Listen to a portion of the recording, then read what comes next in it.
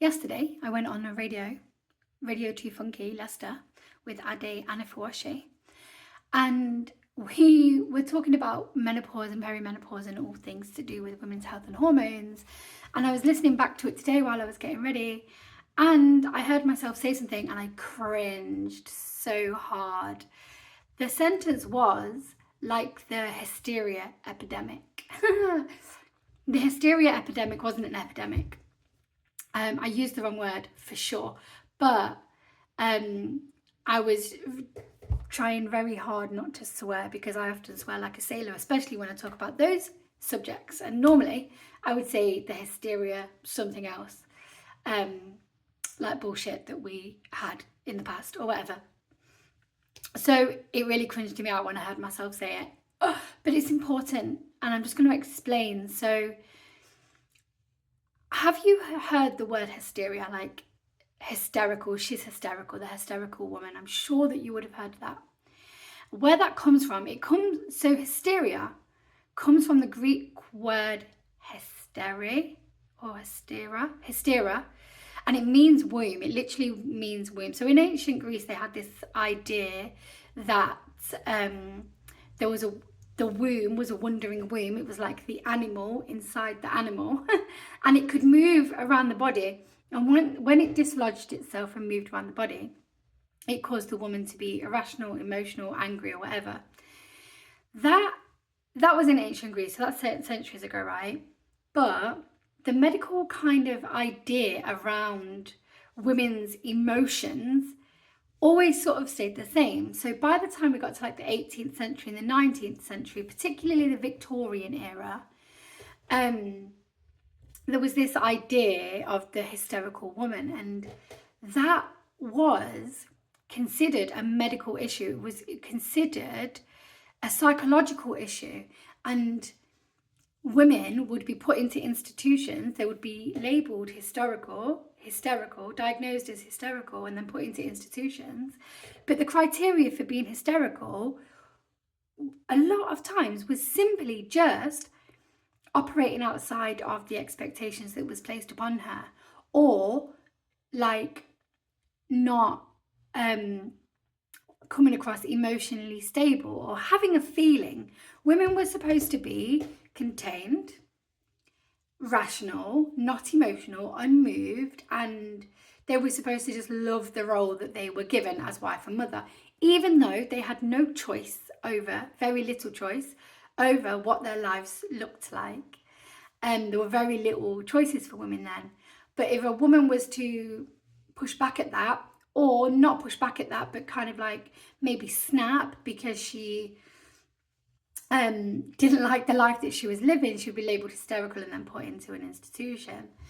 And that although we've like, things have changed now, like we know that the womb is in the same place, it doesn't move, and we understand more about emotions, and women are given more of a voice, and women do have more freedoms than they did then. There's still this thing about the emotional woman, and about a woman being less sort of like, what's the word? Just being less, a woman's ways being less appealing than a man's, sort of like direct, rational.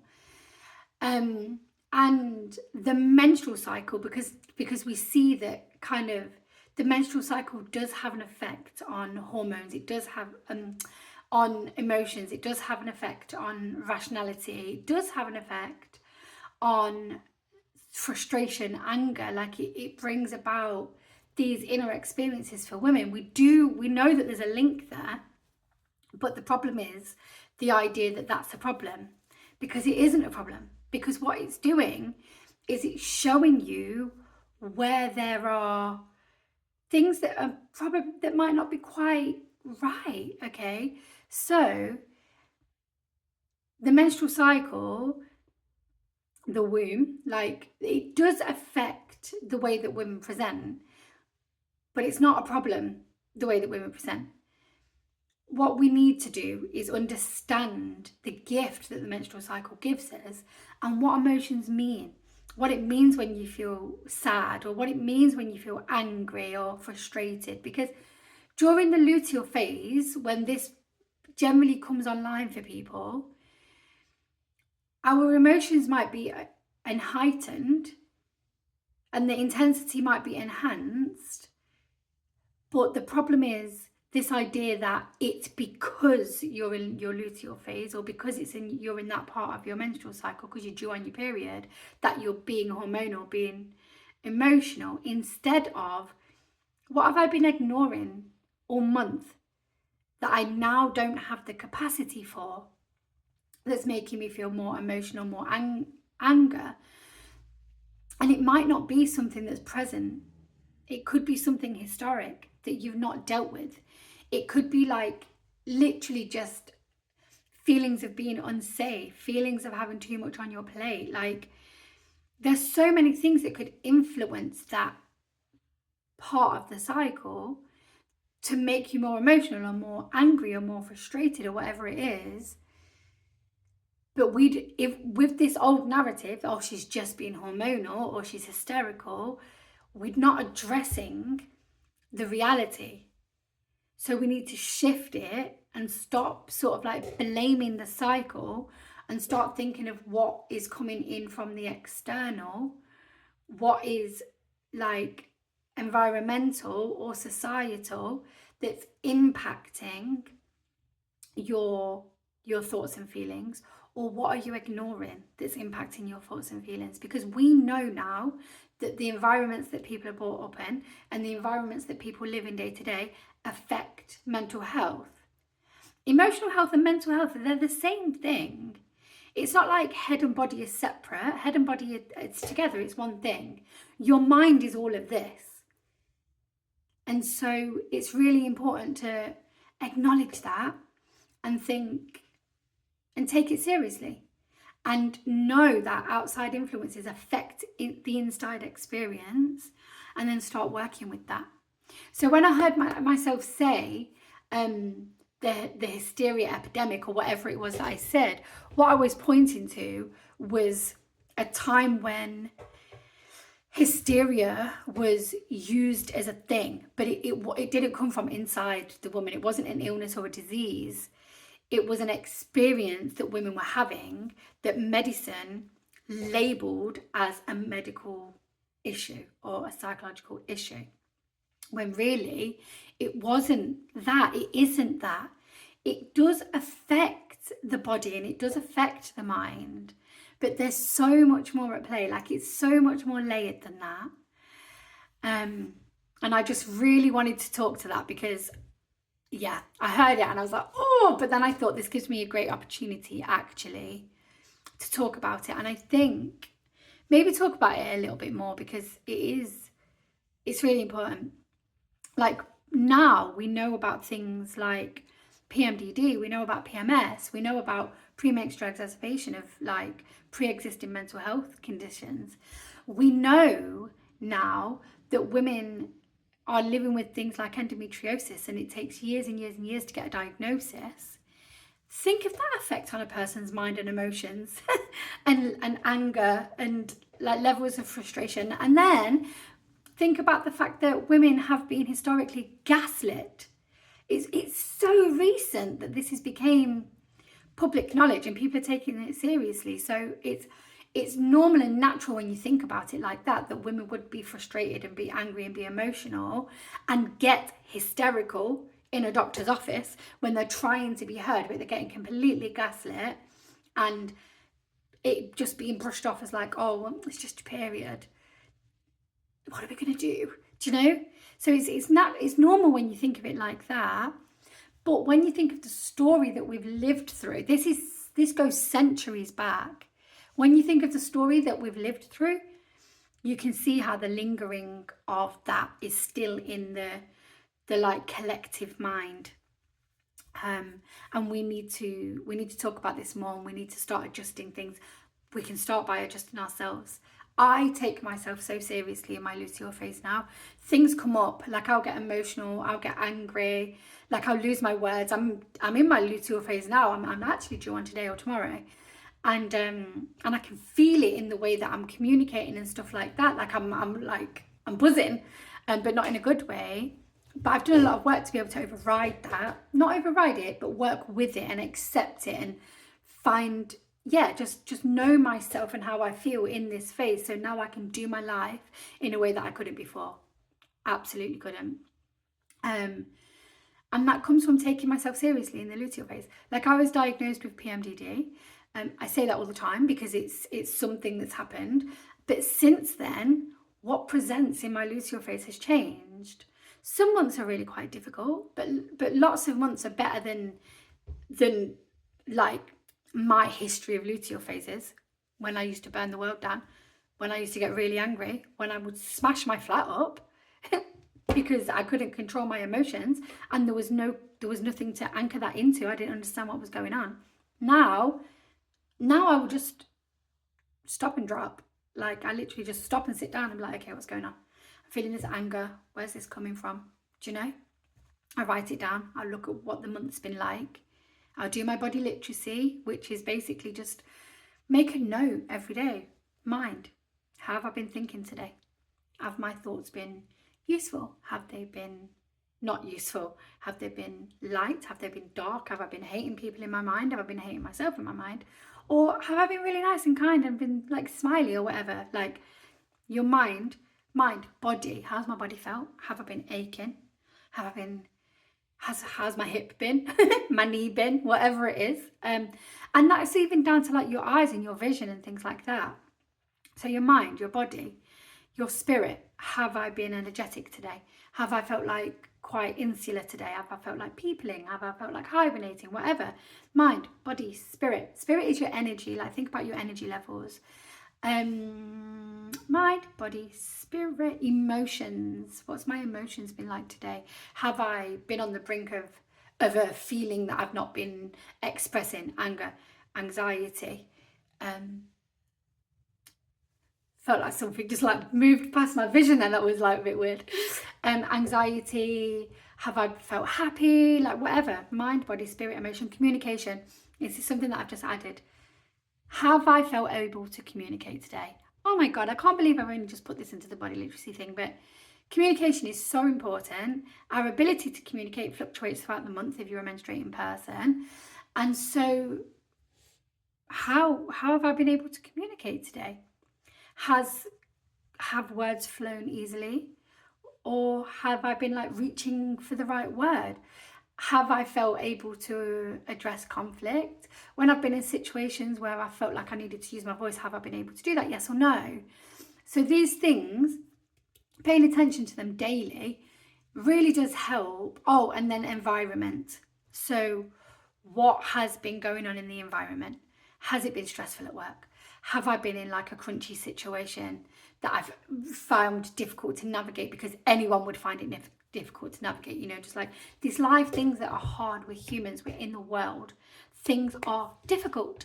So how have you been able to manage the difficult things? Has it been easy in comparison to difficult days, or difficult in comparison to easy days? So these are the things: mind, body, spirit, emotion, communication, environment. Yeah. So yeah, just do it in a notebook. It doesn't have to be like, it's not that deep. You can use an app if you want to target specific symptoms. Maybe people use an app and they just track the blood, and that's one thing, that's great, but it's not enough if you want to do body literacy and get to know yourself, and especially if you're dealing with tricky period rhythms. You want more. So just start doing it, start getting to know yourself, and then take the things seriously. Like, I'll give you an example. If I'm in a relationship, if I'm in like a romantic relationship with a man, I find my luteal phase difficult just month after month. It's just something that has been inside of me since I was little. Just childhood experiences has created this inner environment of unsafety around men, especially if it's a romantic relationship. And so if I'm in a romantic relationship where my defenses are low, my system, my body feels unsafe. And it doesn't matter if I know that I am. I have the experience of being unsafe. I know now in my brain what is a safe environment and what is an unsafe environment. I know what they are. And I've got my morals intact, so I behave in certain ways that mean that I don't create situations of unsafety for myself. I've got my standards intact, so I know what kind of behavior I will accept and not accept in my life. So I know I'm only bringing the right people in, but I still have this underlying fear that is it's just physical at this point, and it's associated to memory. So memory is stored in the body. It's stored in your unconscious, and your unconscious lives in your body. So that's why sometimes everything can be completely fine. Something can happen in the external world and you can get triggered and have like a physical response to that. Anxiety heightens, stress heightens because you're afraid, because the body's just remembered something. And the way that you can work with this is you can pull out those stories. Like you can pull out, where did I first feel this? Where in my life did I first feel, this is going way deeper than I expected, by the way, but where in my life did I first feel unsafe in this situation? And get that story out and then start mapping it from then till now. So this is when I first felt it. And then this period of my life confirmed that. So I first felt unsafe in this one situation. You know, like that's where the trauma happened, and it kind of like the body had the experience, the first physical experience. And then sort of map all the times in your life where your experience has confirmed that, because the first time that you experience a trigger or a situation that creates trauma in the body, that will create a complex, that will create a belief. So for me, it would have been something like men are violent. That will have been mine. It will be something like men are violent, men are not safe. And then every time I encountered a violent man or a time in my life where I was unsafe or felt unsafe at the hands of a man, my complex would have grown. So my belief would have grown and grown and grown and grown until essentially it's taken on a life of its own now. There's nothing that I can really do to change that belief inherently. And it's because a part of me still believes that. And actually in lots of situations, it's true. And I know it's true, and it might not be true for me right now in my life, but it is true sort of in the world. And so I've always got that online. And so that's a really tricky thing to carry around, and lots of us are carrying that around. And we need to do the work so that we can find a bit of a balance, so we can have relationships, friendships, romantic, however they find out, so we can get a little bit more of a balanced perspective and know that in whatever the complex is, yes, that is true, but also the opposite thing is true as well. And it's up to us to kind of like learn how to see clearly, so we can choose better for ourselves and not put ourselves in the situations that are triggering for us or that are dangerous for us. I hope this is making sense, because it wasn't where I meant to go, but it's just where it went. So in the luteal phase, I take myself very, very seriously. And if I will have things come up online, I will feel very unsafe around men, even if I know that I'm really safe. I think it's very unlikely that I would let a man give me a drink in my luteal phase. Even if it's someone that I've known forever and ever and ever, I would rather get my own drink, or I would rather make my own cup of tea, or I'll say yes and I just won't drink it. And even if I know, like, even if all the other time of the month I've been taking drinks at the house, I just won't do it. And it's not something that I can fight it, and I do, but it's not something that I see as a problem. I just work with whatever's online, and I take myself seriously, and I treat myself with kindness and compassion. And obviously I don't want to hurt people around me, so I might keep it to myself. Or whatever it is, because this shifts and changes, the landscape shifts and changes all the time. So if you're a person who gets particularly emotional or like angry or anxious in the luteal phase, I would really suggest doing your body literacy and finding out what stories come up for you during that tricky time. The way that I see it is kind of like a descent into the underworld. So it's like every month I see it as an opportunity for me, because what's happened is the hormones have risen to ovulation and then they're dropping down to the bleed, right? In that dropping down to the bleed, that's the luteal phase. That's where most people find it tricky. If you're still here, you probably know that. I always just see that as like a descent into my unconscious, a little descent into the underworld. That's where the shadows come up. That's where the dark things are. That's where the things are that I don't want to face, the things inside of me that are me, and the things that are inside of me that are not me. They're where the things are that I don't want to face, but I'm going to, and that's okay, because I've built resilience around that. And the way that I've built resilience around that is I've got to know myself and the stories that come up for me. And I treat myself with compassion and love. And if I see parts of myself that I don't like, I just say, okay, cool, I don't like it. I'm a human being. And the more I can accept the parts of me that I don't like, the less I am like those parts of me. I love that twist. It's so true. Like, the more I learn, say for example, so let's say something simple that is probably quite common, right? Say like selfishness. I think we're all a bit selfish human beings, like inherently, but also culturally, we're kind of geared that way. We come up through a bit of a competitive system.